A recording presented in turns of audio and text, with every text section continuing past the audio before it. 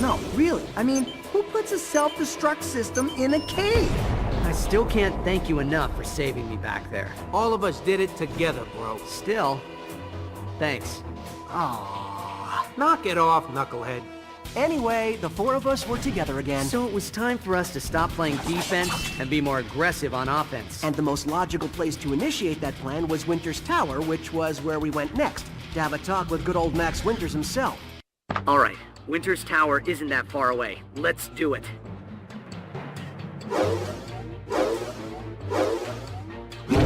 So I just want to point out how this is complete fucking bullshit right here. The game has spent almost its entire narrative building up how stupid it was to be aggressive and go after Winters directly.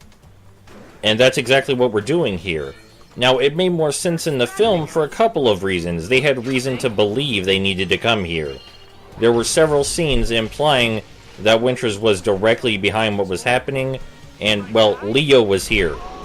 So yeah, there were pretty good reasons to come here in the film. In the video game, we don't know jack shit about what's happening. Nothing has changed since Raph last invaded Winter's Tower. But they're still here. Anyway, invading his tower, even though they were just chastising Raph for it. What the hell? Is writing consistent stories really that fucking hard? Because you seem to have a theme going, where you were telling Raphael that he was wrong for being aggressive and going after Winters directly, and then you just kind of fucking dropped it. Like Donnie says, this is the most logical course of events, but in what fucking way?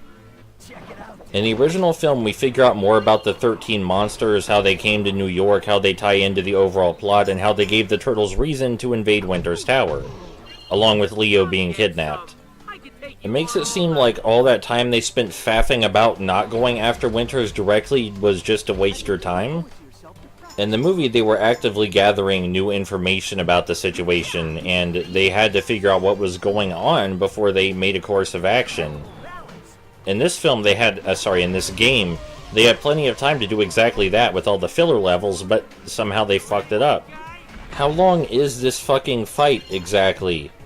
Like, Jesus, how many are there? I'm doing the same thing every time. Why are they still here? Why the fights take so fucking long? I'm so sweaty right now, it is so hot in here.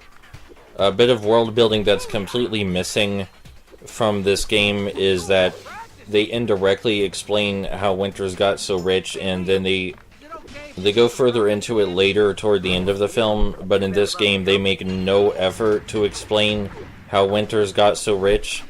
And I mean, yeah, you don't need to explain how people get mega rich, but the film bothered. And it didn't take that long. Why didn't you fucking bother, video game? You just said, oh, he's rich. And you didn't explain why. And, I mean, yeah, it wasn't necessary, but the film did it, so why didn't you? The film's only 80 minutes long.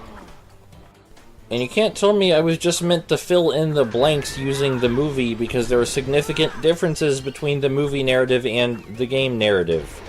Very different.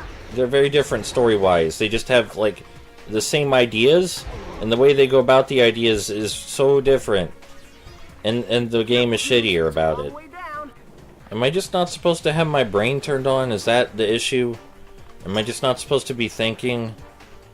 Anyway, this section, it's framed like a maze, and Donnie even points out, like, oh, cool, it's a maze. I love mazes. First of all, Donnie, I don't know if you knew this, but you can solve any traditional maze just by tracing along the wall. Just put your hand on the wall and trace along it, and you'll solve the maze. Sure, you may solve it less quickly, but it's a guaranteed way to solve the maze. I would know. I'm great at cheesing things. Now, if the maze has moving walls and shit, I can't help you there. Good luck with that. But, anyway, this section is framed like a maze, but it's not. Since this game is so linear, the maze really only serves for visual variety. You don't actually have to navigate it like a maze or anything like that. Which part of me is thankful for, but another part is like, well, why'd you bother?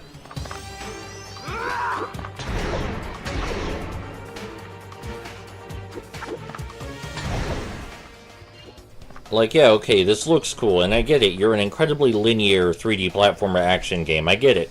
But this isn't a maze. This is called jumping over laser hazards in a linear corridor.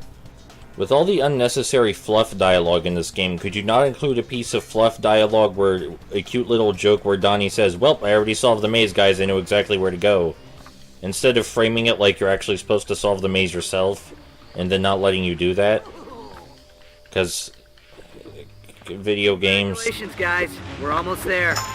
We are not almost there, Leo. Do not lie to me. We have a whole level after this. Yes, this section right here may be the last fight of this level, but there is a whole nother level after this one, and it's long as shit. It has another elevator fight in it and like 15 more combat sections, and then there's the final boss to worry about. It's gonna be like a whole nother 14 minutes of shit.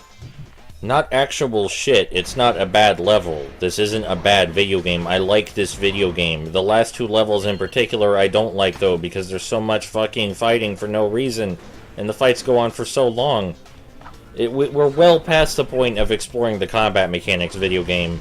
We are well past the point of exploring the combat mechanics. The combat mechanics were done being explored so long ago. You are beating a dead horse and making the horse stand up and start riding again. You're riding a horse corpse video game, and that's disgusting, and you need to fucking stop. Ain't my size? Get in the tower. You got it, boss.